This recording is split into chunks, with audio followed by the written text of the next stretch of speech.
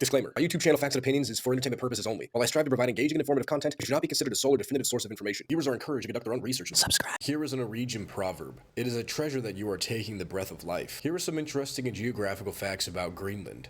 It spans 836,300 square miles as compared to the United States' 3.8 million square miles. Here's a reference to size. It is the world's largest island. It's home to Thule Air Base. Thule Air Base is the United States' northernmost military facility. This base plays a critical role in missile defense and surveillance for the U.S. Of Greenland's population, 88% are Inuit, which are the native peoples of their land. It is the second largest body of ice after Antarctica. How was Greenland discovered? Eric the Red, who was a Norwegian Viking living in Norway, was forced to move with his family after his father was exiled to Iceland for manslaughter. Later on, Eric the Red was banished himself from Iceland for murder, where he sailed west to discover Greenland in the late 10th century AD, and these Norwegian Viking communities are known to have lasted till the mid-15th century. Eric the Red named it Greenland in order to attract more settlers despite the island's icy landscape, though it is speculated that he may have arrived at a patch of green land. The Vikings were farm-life settlers with buildings made of turf, stone, and wood, who tended to animals such as sheep,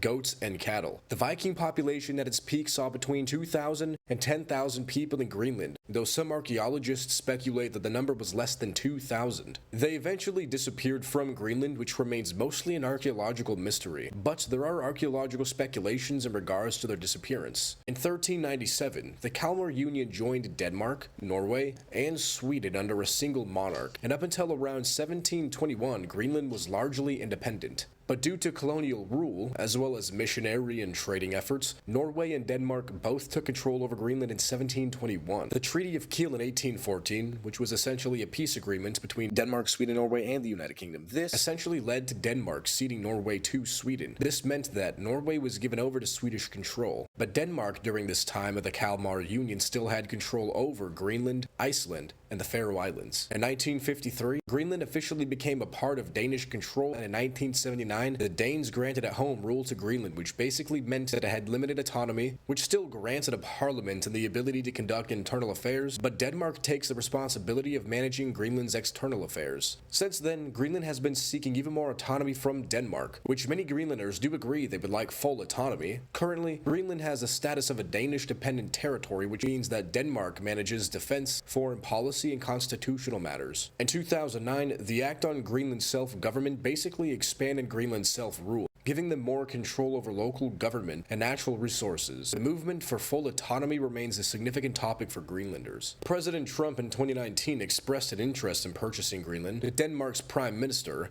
Mette Frederiksen, essentially called the suggestion absurd, and Greenland's Prime Minister Mute Egede at the time dismissed it too. Recently, in 2025, the Prime Minister of Greenland has openly suggested a potential deal in the future with America now that Trump is in office. William H. Seward, U.S. Secretary, brought up the idea of purchasing Greenland in 1867. The same year, he successfully negotiated the purchase of Alaska. Also, Harry Truman actually offered to purchase Greenland in 1946. The island is thought to contain precious resources such as zinc, copper, gold, and uranium, which could benefit the U.S. There have also been interest shown from China and Russia to gain Greenland as a territory once they fully cede from Denmark. Though the exact number is not known to the public, there are reports from Trump's administration which have ostensibly offered billions of dollars of investments to Greenland, which would surpass Denmark's annual subsidies of about $600 million.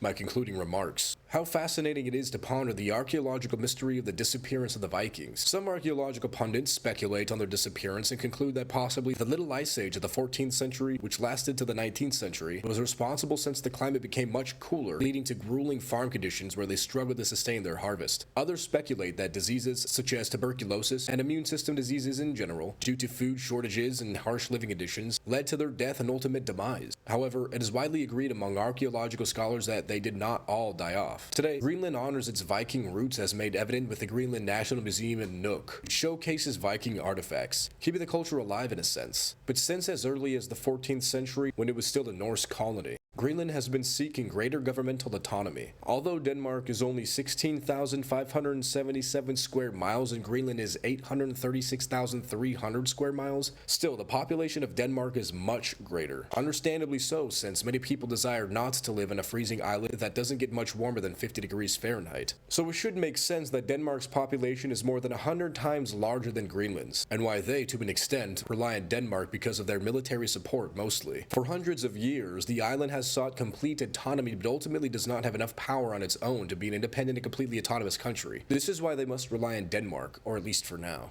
I think what Trump is offering to them is a fair exchange, especially if the United States' initial offer was upwards of billions of dollars. The reason I say this is due to Denmark sending about $600 million annually to Greenland in subsidies. But Trump is offering them more money, more resources, and better military protection, just to list only a few. Yet I do think that the Prime Minister of Greenland is firm in his stance on how the island will not be purchased, and therefore will not be recognized as a U.S. territory, since after all Greenland has been seeking autonomy for hundreds of years. But I do think that a deal between Greenland and the U.S. is a possibility, especially if Greenland is ceded by Denmark. Although there are reports of China and Russia displaying interests in Greenland, I do believe that the Prime Minister will ultimately not do business with them, since I doubt Greenland is entertained by the idea of partnering with a country that either currently is communist or has represented communist ideologies previously. After all, they are seeking complete self-governance while operating a parliamentary democracy, and how ironic would it be for them to make a deal with a communist country? I do think that this deal would benefit the inhabitants of Greenland, since with that type of income Greenland could, if they were wise, upgrade infrastructure with contemporary architecture,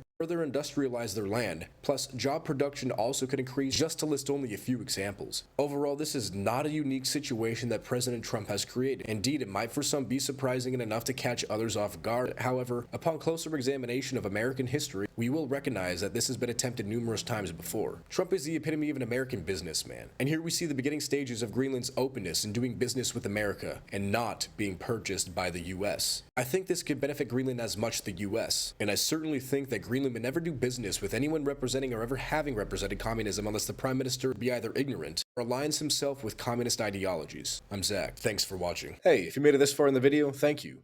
I want to ask you what country you think I should do next. Let me know down in the comment section.